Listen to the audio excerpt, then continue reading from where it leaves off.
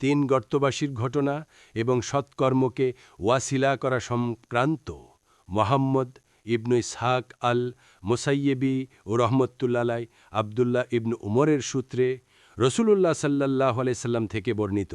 তিনি বলেছেন, এক সময় তিন লোক পথে হেঁটে চলতে চলতে ঝড় বৃষ্টি নেমে গেল। তখন তারা একটি পাহাড়ের গর্তে আশ্রয় নিল। ইতোমধ্যে পাহাড় হতে একটি পাথরখণ্ড খসে পড়ে তাদের গর্তে মুখ ঢেকে দিল। ফলে গর্তে মুখ বন্ধ হয়ে গেল। সে মুহূর্তে তারা পরস্পরকে বলতে লাগল, নিজ নিজ সৎআমলের প্রতি খেয়াল করো, যা তোমরা আল্লাহর সন্তুষ্টি অর্জনের জন্য করেছ, এবং সে সৎকর্মের ওয়াসিলার মাধ্যমে আল্লাহর নিকট দোয়া করতে থাকো। এমন হতে পারে আল্লাহ তাআলা তোমাদের এই মহাবিপদ, পাথরটি সরিয়ে দিয়ে হতে নিষ্কৃতি দিবেন। তখন তাদের একজন বলল, হে আল্লাহ, আমার পিতামাতা ছিলেন বয়োবৃদ্ধ। আমার একজন স্ত্রী ও ছোট ছোট সন্তান সন্ততি ছিল। আমি তাদের জীবিকার জন্য মেষ বকরি মাঠে চরাতাম। সন্ধ্যায় ঘরে ফিরে এসে তাদের জন্য আমি সেগুলোর দুধ দহন করতাম, এবং আমি আমার সন্তানদের পূর্বে প্রথমেই আমার পিতামাতাকে দুধ পান করতাম। একদিন একটি গাছের সন্ধানে অনেক দূরে যেতে হলো, ফলে আমার ঘরে ফিরতে সন্ধ্যা হয়ে গেল। ফিরে এসে আমি তাদের দুইজনকে ঘুমন্ত অবস্থায় পেলাম। তারপর আমি আগের মতোই দুধ দহন করলাম। তারপর আমি দুধ নিয়ে আমার পিতামাতার মাথার নিকট দাঁড়িয়ে থাকলাম, এবং তাদের ঘুম ভাঙানো ঠিক মনে করলাম না, এবং তাদের পূর্বে সন্তানদেরকে দুধ পান করানো পছন্দ করলাম না। সে মুহূর্তে আমার সন্তানরা ক্ষুধার তাড়নায় আমার দু পায়ের কাছে কাতরাচ্ছিল। তাদের ও আমার এ অবস্থা চলতে থাকল। এ অবস্থায় শেষে ভোর হয়ে গেল। যদি তুমি মনে করো যে আমি এ কাজ তোমার সন্তুষ্টি লাভের জন্য করেছি, তাহলে আমাদের জন্য কিছুটা ফাঁকা করে দাও, যদ্বারা আমরা আকাশ দেখতে পাই। অতঃপর আল্লাহ তাআলা তাতে একটু ফাঁকা করে দিলেন। তা দিয়ে তারা আকাশ দেখতে পেলেন। অপরজন বলল, হে আল্লাহ, আমার ঘটনা এই যে, আমার এক চাচাতো বোন ছিল। কোনো পুরুষ কোনো নারীকে ভালোবাসার মতোই তাকে আমি অত্যধিক ভালোবাসতাম, এবং আমি তাকে একান্ত কাছে পেতে চাইলাম, যৌন আবেদন করলাম। সে তা প্রত্যাখ্যান করল, এবং অবশেষে 100 দিনার বিনিময় চাইল। অতঃপর আমি কষ্ট করে 100 দিনার জমা করলাম। তারপর সেগুলো নিয়ে তার নিকট আসলাম। যখন আমি তার দু পায়ের মধ্যখানে বসলাম, সে সময় তিনি বললেন, হে আল্লাহর বান্দা, আল্লাহকে ভয় করো, বিবাহ ব্যতীত সতীত্ব নষ্ট করো না। এই কথা শুনে আমি তৎক্ষণাৎ উঠে দাঁড়ালাম। তুমি যদি মনে করো যে শুধুমাত্র তোমার সন্তুষ্টি অর্জনের জন্যই আমি এই কাজ করেছি, তাহলে আমাদের জন্য একটু ফাঁকা করে দাও। তখন তিনি তাদের জন্য আরেকটু ফাঁকা করে দিলেন। অন্য লোকটি বলল, হে আল্লাহ, আমি এক ফারাক প্রায় 7 কিলোগ্রাম শস্যের বিনিময়ে একজন মজুদ নিযুক্ত করেছিলাম। সে তার কর্ম শেষ করল এবং বলল, আমাকে আমার প্রাপ্য দিয়ে দিন। আমি এক ফারাক শস্য তার সামনে পেশ করলাম, কিন্তু সে তা না নিয়ে চলে গেল। আমি সে শস্য জমিনে চাষ করতে থাকলাম। শেষ অবধি সেগুলো দিয়ে গরু বকরি ও রাখাল সংগ্রহ করলাম। পরে সে আমার নিকট আসলো এবং বলল, আল্লাহকে ভয় করো, আর আমার পাওনা আদায় করতে আমার উপর অবিচার করো না। আমি বললাম, তুমি এ সমস্ত গরু ও রাখাল নিয়ে যাও। সে বলল, আল্লাহকে ভয় করো, আমার সাথে উপহাস করো না। আমি বললাম, সত্যি আমি তোমার সাথে উপহাস করছি না। এ গরু ও রাখাল নিয়ে যাও। অতঃপর সে তা নিয়ে চলে গেল। যদি তুমি জানো যে আমি এ কর্মটি তোমার সন্তুষ্টি লাভের জন্য করেছি, তাহলে অবশিষ্টাংশ ফাঁকা করে দাও। তখন আল্লাহ তাআলা গুহার মুখের বাকি অংশটুকু ফাঁকা করে দিলেন। হাদ্দাব ইবনু খালেদ রহমতুল্লাহ আলাই সুহাইব ইবনু সিনান হতে বর্ণিত, রসূলুল্লাহ সাল্লাল্লাহু আলাইহি সাল্লাম বলেন, তোমাদের পূর্ববর্তী জামানায় এক বাদশা ছিল। তার ছিল এক জাদুকর। বার্ধক্যে পৌঁছে সে বাদশাকে বলল, আমি তো বৃদ্ধ হয়ে পড়েছি, সুতরাং একজন যুবককে আপনি আমার কাছে প্রেরণ করুন, যাকে আমি জাদুবিদ্যা শিক্ষা দিব। অতঃপর জাদুবিদ্যা শিক্ষা দেওয়ার জন্য বাদশা তার কাছে এক যুবককে প্রেরণ করল। বালক যাত্রা পথেই ছিল এক ধর্মযাজক। যুবক তার কাছে বসল এবং তার কথা শুনল। তার কথা যুবকের পছন্দ হল। তারপর যুবক জাদুঘরের কাছে যাত্রাকালে সর্বদাই ধর্মযাজকের কাছে যেত এবং তার নিকট বসত। তারপর সে যখন জাদুঘরের কাছে যেত, তখন সে তাকে মারধর করত। ফলে জাদুঘরের ব্যাপারে সে ধর্মযাজকের কাছে অভিযোগ করল। তখন ধর্মযাজক বলল, তোমার যদি জাদু করে ব্যাপারে ভয় হয় তাহলে বলবে, আমার পরিবারের লোকেরা আমাকে আসতে দেয়নি। আর যদি তুমি তোমার গৃহকর্তার ব্যাপারে আশঙ্কা বোধ করো তাহলে বলবে, জাদুকর আমাকে বিলম্বে ছুটে দিয়েছে। এমনইভাবে চলতে থাকা অবস্থায় একদিন হঠাৎ সে একটি ভয়ঙ্কর হিংস্র প্রাণীর সম্মুখীন হল, যা লোকদের পথ আটকে রেখেছিল।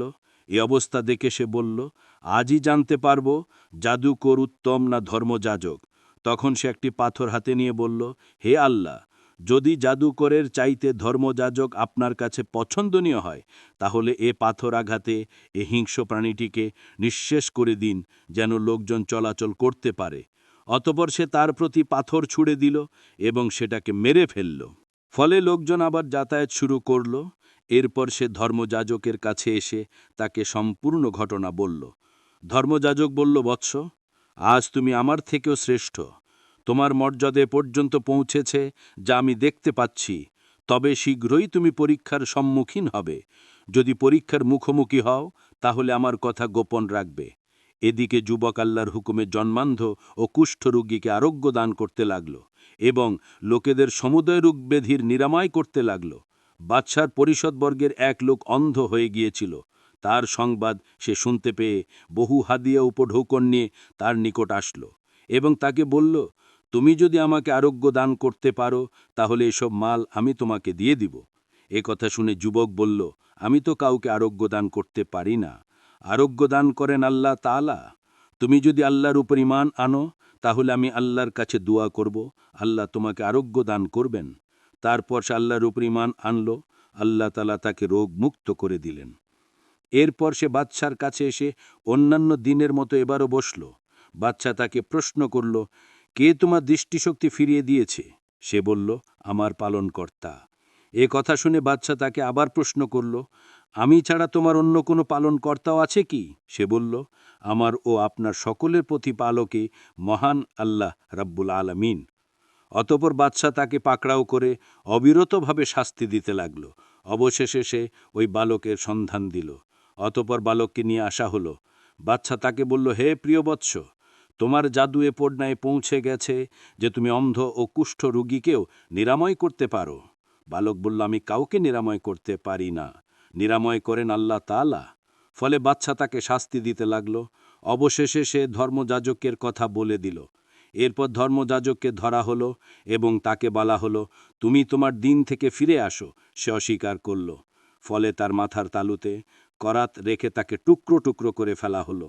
এতে তার মাথাও দ্বিখণ্ডিত হয়ে গেল। অবশেষে ওই যুবকটিকে আনা হলো এবং তাকেও বলা হলো, তুমি তোমার দিন থেকে ফিরে আসো। সেও অস্বীকার করল। অতপর বাদশা থেকে তার কিছু সহচরের হাতে তাকে অর্পণ করে বলল, তোমরা তাকে অমুক পাহাড়ে নিয়ে যাও এবং তাকে সহ পাহাড়ে আরোহণ করো। পর্বতশৃঙ্গে পৌঁছার পর সে যদি তার ধর্ম থেকে ফিরে আসে তবে ভালো, নতুবা তাকে সেখান থেকে ছুঁড়ে মারবে। তারপর তারা তাকে নিয়ে গেল এবং তাকে সহ পর্বতে আরোহণ করল। তখন সে দোয়া করে বলল, হে আল্লাহ, তোমার যেভাবে ইচ্ছা আমাকে তাদের ষড়যন্ত্র থেকে রক্ষা করো। তৎক্ষণাৎ তাদেরকে সহ পাহাড় কেঁপে উঠল। ফলে তারা পাহাড় হতে গড়িয়ে পড়ল। আর সে হেঁটে হেঁটে বাদশার কাছে চলে এলো। এ দেখে বাদশা তাকে প্রশ্ন করল, তোমার সাথীরা কোথায়? সে বলল, আল্লাহ আমাকে তাদের চক্রান্ত হতে সংরক্ষণ করেছেন। আবারও বাদশা তাকে তার কতিপয় সহচরের হাতে সমর্পণ করে বলল, তোমরা তাকে নিয়ে নাও এবং নৌকায় উঠিয়ে তাকে মাঝ সমুদ্রে নিয়ে যাও। অথবা সে যদি তার দিন ধর্ম হতে ফিরে আসে তবে ভালো, নতুবা তোমরা তাকে সমুদ্রে ফেলে দাও। তারা তাকে সমুদ্রে নিয়ে গেল। এবারও সে দোয়া করে বলল, হে আল্লাহ, তোমার যেভাবে ইচ্ছা তুমি আমাকে তাদের চক্রান্ত থেকে রক্ষা করো। তৎক্ষণাৎ নৌকাটি তাদের সহ উল্টে গেল। ফলে তারা সকলেই পানিতে ডুবে গেল। আর যুবক হেঁটে হেঁটে বাদশার কাছে চলে এলো। এ দেখে বাদশা তাকে আবার প্রশ্ন করল, তোমার সঙ্গীগণ কোথায়? সে বলল, আল্লাহ আমাকে তাদের ষড়যন্ত্র হতে রক্ষা করেছেন। অতপর সে বাদশাকে বলল, তুমি আমাকে হত্যা করতে পারবে না যে পর্যন্ত না তুমি আমার নির্দেশিত পদ্ধতি অবলম্বন করবে। বাদশা বলল, সে আবার কি? যুবক বলল, একটি ময়দানে তুমি লোকেদেরকে জমায়েত করে, অতপর একটি কাঠের শুলিতে আমাকে উঠিয়ে আমার তীরদানি হতে একটি তীর নিয়ে সেটাকে ধনুকের মাঝে রাখে, প্রভুর নামে বলে আমার দিকে তীর নিক্ষেপ করে। এ যদি করো তবে তুমি আমাকে মেরে ফেলতে পারবে। তার কথা অনুসারে বাদশার লোকেদেরকে এক মাঠে জমায়েত করল এবং তাকে একটি কাষ্ঠের শুলিতে চড়াল। অতপর তার তীরদানি হতে একটি তীর নিয়ে সেটাকে ধনুকের মাঝে রেখে উবাইদুল্লাহ ইবনু মুয়াজ আনবারি রাহিমাহুল্লাহ আবু সাঈদ খুদ্রি রাদিয়াল্লাহুয়ান থেকে বর্ণিত যে নবী সাল্লাল্লাহু আলাইহি ওয়াসাল্লাম বলেন, এক ব্যক্তি ৯৯ ব্যক্তিকে হত্যা করে জিজ্ঞাসা করে বেড়াতে লাগল, তার কি তওবা আছে? অবশেষে সে এক পাদ্রী নিকট এসে এ সম্পর্কে জিজ্ঞাসা করল। পাদ্রী বলল, তোমার জন্য তওবা নেই। তখন সে পাদ্রীকে হত্যা করল। এরপর সে আবারও লোকদের জিজ্ঞাসা করতে লাগল। তারপর সে এক জনপদ থেকে অন্য জনপদের উদ্দেশ্যে রওনা হল, যেখানে কিছু নেক লোকের বসবাস ছিল। রাস্তার এক অংশে তাকে মৃত্যু পেয়ে বসল। তখন সে বুকের উপর ভর করে সামনের দিকে অগ্রসর হলে তারপর সে মারা গেল। তখন রহমতের ফিরিস্তা ও আজাবের ফিরিস্তা তার সম্পর্কে বিবাদে লিপ্ত হল। তখন দেখা গেল যে সে নেক লোকদের জনপদের দিকে এক বিগত পরিমাণ নিকটবর্তী রয়েছে, তাই তাকে তাদেরই অন্তর্ভুক্ত গণ্য করা হল। হাদ্দাব ইবনু খালিদ রাহিমাহুল্লাহ সুহাইব রাদিয়াল্লাহু আন থেকে বর্ণিত যে রাসূলুল্লাহ সাল্লাল্লাহু আলাইহি ওয়াসাল্লাম বলেন, তোমাদের পূর্ববর্তী যুগে এক বাদশা ছিল। তার ছিল এক জাদুকর। বার্ধক্যে উপনীত হয়ে সে বাদশাকে বলল, আমি তো বৃদ্ধ হয়ে পড়েছি, সুতরাং একজন কিশোরকে আপনি আমার নিকট পাঠিয়ে দিন, যাকে আমি জাদুবিদ্যা শিক্ষা দিব। তখন জাদুবিদ্যা শিক্ষা দেওয়ার জন্য বাদশা তার নিকট এক কিশোরকে পাঠানেন। বালকের যাত্রাপথে ছিল এক পাদ্রী। বালক তার নিকট বসল এবং তার কথা শুনল। তার কথা বালকের পছন্দ হল। অতঃপর বালক জাদুকরের নিকট যাত্রাকালে সর্বদাই পাদ্রীর নিকট যেত এবং তার নিকট বসত। এরপর সে যখনই জাদুকরের নিকট যেত, তখন সে তাকে প্রহার করত। অবশেষে সে জাদুকরের ব্যাপারে পাদ্রীর নিকট অভিযোগ করল। তখন পাদ্রী বলল, তোমার যদি জাদুকরের ব্যাপারে আশঙ্কা হয় তবে বলবে, আমার পরিবারের লোকেরা আমাকে আসতে বাধা দিয়েছে। আর যদি তুমি তোমার পরিবারের লোকদের ব্যাপারে আশঙ্কা বোধ করো তবে বলবে, জাদুকর আমাকে আসতে বাধা দিয়েছে। এমনি দিন হঠাৎ সে একটি ভয়ানক হিংস্র প্রাণীর সম্মুখীন হল, যা লোকদের পথ আটকিয়ে রেখেছিল। এ অবস্থা দেখে সে বলল, আজই জানতে পারব জাদুকর উত্তম না পাদ্রী উত্তম। অতপর একটি পাথর হাতে নিয়ে সে বলল, হে আল্লাহ, যদি জাদুকরের তরিকার তুলনায় পাদ্রীর তরিকা আপনার নিকট প্রিয় হয়, পছন্দনীয় হয়, তবে এই পস্তারাঘাতে এই হিংস্র প্রাণীটি নিহত করে দিন, যেন লোকজন চলাচল করতে পারে। অতপর সে তার প্রতি পাথরটি নিক্ষেপ করল এবং উহাকে বেড়ে ফেলল। ফলে লোকজন আবার চলাচল আরম্ভ করল। এরপর সে পাদ্রী নিকট এসে সে সম্পর্কে পাদ্রীকে সংবাদ দিল। পাদ্রী বলল, বৎস, আজ তুমি তো আমার থেকেও শ্রেষ্ঠ হয়ে গিয়েছ। তোমার মর্যাদা এ পর্যন্ত পৌঁছেছে যা আমি দেখতে পাচ্ছি। তবে অচিরেই তুমি পরীক্ষার সম্মুখীন হবে। যদি পরীক্ষার মুখোমুখি হও তবে আমার কথা বলবে না। এদিকে বালক জন্মান্ধ ও কুষ্ঠরোগীকে আরোগ্য করতে এবং লোকদের সমুদায় রোগব্যাধির চিকিৎসা করতে লাগল। বাদশার পরিষদের বর্গের এক ব্যক্তি অন্ধ হয়ে গিয়েছিল। তার সংবাদ সে শুনতে পেয়ে বহু উপহার ও উপঢৌকন নিয়ে তার কাছে আসলো এবং তাকে বলল, তুমি যদি আমাকে আরোগ্য দান করতে পারো তবে এই সব মাল আমি তোমাকে দিয়ে দেব। এই কথা শুনে বালক বলল, আমি তো কাউকে আরোগ্য দান করতে পারি না, আরোগ্য দেন আল্লাহ তাআলা। আপনি যদি আল্লাহর উপর ঈমান আনয়ন করেন তবে আমি আল্লাহর নিকট দোয়া করব, আল্লাহ আপনাকে আরোগ্য দান করবেন। অতঃপর তিনি আল্লাহর উপর ঈমান আনয়ন করলেন। আল্লাহ তাআলা তাকে রোগমুক্ত করে দিলেন। অতঃপর সে বাদশার নিকট এসে অন্যান্য সময় নেই এবারও বসল। বাদশা তাকে বললেন, তোমার দৃষ্টিশক্তি কি ফিরিয়ে দিয়েছেন? সে বলল, আমার প্রতিপালক। এই কথা শুনে বাদশা বলল, আমি ব্যতীত তোমার অন্য কোনো প্রতিপালকও আছে কি? সে বলল, আমারও আপনার সকলে প্রতিপালকে আল্লাহ রাব্বুল আলামিন। অতঃপর বাদশা তাকে পাকড়াও করে অব্যাহতভাবে শাস্তি দিতে লাগল। অবশেষে সে বালকের কথা বলে দিল। তখন বালককে আনা হল। বাদশা তাকে বললেন, হে বৎস, তুমি তো জাদুতে এত দক্ষ হয়েছ যে তুমি জন্মান্ধক ও কুষ্ঠরোগীকে নিরাময় করে দাও এবং এই করো সেই করো। সে বলল, আমি কাউকে নিরাময় করি না, আল্লাহই শিফা দান করেন। তখন বাদশাহ তাকেও পাকড়াও করে শাস্তি দিতে থাকল। অবশেষে সে পাদ্রীর কথা বলে দিল। এবার পাদ্রীকে ধরে আলা হলো এবং তাকে বলা হলো, তুমি তোমার দিন পরিত্যাগ করো। সে অস্বীকার করল। ফলে তার মাথার তালুতে করাত রেখে তাকে বিদীর্ণ করে ফেলা হলো। এতে তার দেহ দুই খণ্ডে হয়ে মাটিতে পড়ে গেল। অতঃপর বাদশার পরিষদকে আনা হলো এবং তাকে বলা হলো, তোমার দিন থেকে ফিরে আসো। সে তা অস্বীকার করলে তার মাথার মাঝখানে করার রাখল এবং তাকেও দুই টুকরা করল। পরিশেষে ওই বালকটিকে আনা হলো এবং তাকেও একই কথা বলা হলো যে তুমি তোমার দিন থেকে ফিরে আসো। সেও অস্বীকার করল। অতঃপর বাদশা তাকে তার কতিপয় সহযোগী বা কর্মচারীর হাওয়ালা করে দিয়ে বলল, তোমরা তাকে অমুক পাহাড়ে নিয়ে যাও এবং তাকে সহ পাহাড়ে আরোহণ করো। পর্বতশৃঙ্গে পৌঁছার পর সে যদি তার দিন থেকে ফিরে আসে তবে ভালো, অন্যথা তাকে সেখান থেকে ছুঁড়ে মারবে। তারপর তারা তাকে নিয়ে গেল এবং তাকে সহ পাহাড়ে আরোহণ করল। তখন সে দোয়া করে বলল, হে আল্লাহ, আপনার যেভাবে ইচ্ছা তাদের ব্যাপারে আমার জন্য যথেষ্ট হয়ে যান, আমাকে তাদের ষড়যন্ত্র থেকে রক্ষা করুন। তৎক্ষণাৎ তাদেরকে সহ পর্বত প্রকম্পিত হতে লাগল। ফলে তারা পাহাড় হতে গড়িয়ে পড়ল আর সে হেঁটে হেঁটে বাদশাহের নিকট চলে এলো। এ দেখে বাদশা তাকে বলল, তোমার সঙ্গীরা কোথায়? সে বলল, আল্লাহ তাদের ব্যাপারে আমার জন্য যথেষ্ট হয়েছেন, আমাকে তাদের কবল থেকে রক্ষা করেছেন। আবার বাদশা তাকে তার কতিপয় সহচরের আওয়াহলা করে বলল, তোমরা তাকে নিয়ে যাও এবং ক্ষুদ্র নৌকায় উঠিয়ে তাকে মাঝ সমুদ্রে নিয়ে যাও। অতঃপর সে যদি তার দিন থেকে ফিরে আসে তবে ভালো, অন্যথা তোমরা তাকে সমুদ্রে ফেলে দাও। তারা তাকে সমুদ্রে নিয়ে গেল। এবারও সে দোয়া করে বলল, হে আল্লাহ, আপনার যেভাবে ইচ্ছা তাদের ব্যাপারে আমার জন্য যথেষ্ট হয়ে যান, আমাকে তাদের ষড়যন্ত্র থেকে রক্ষা করুন।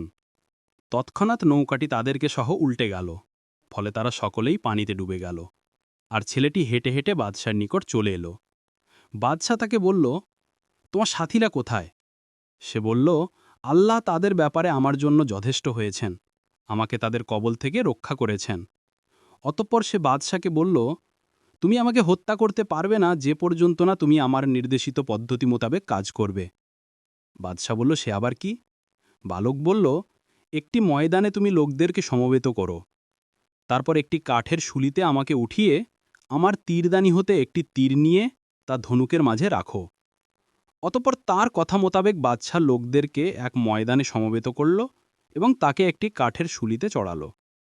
অতঃপর তার তীরদানি হতে একটি তীর নিয়ে তা ধনুকের মাঝে রেখে বিসমিল্লাহি রব্বিল আলামিন বলে তার দিকে ছুঁড়ে মারল। তীর তার কানপট্টিতে গিয়ে বিঁধল। অতঃপর সে কানপট্টিতে তীরের স্থানে নিজের হাত রাখল এবং মারা গেল।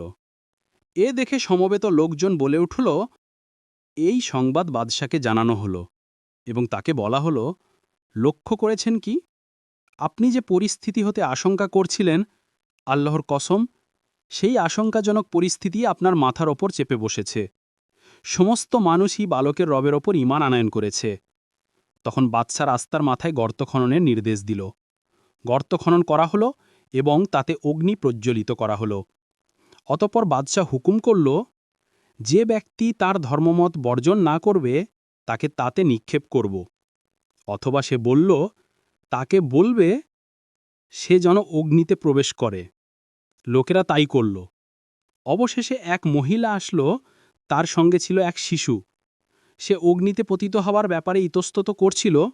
এ দেখে শিশু তাকে বলল, হে আম্মাজান, ধৈর্য ধারণ করুন। আপনি তো সত্য দিনের ওপর প্রতিষ্ঠিত,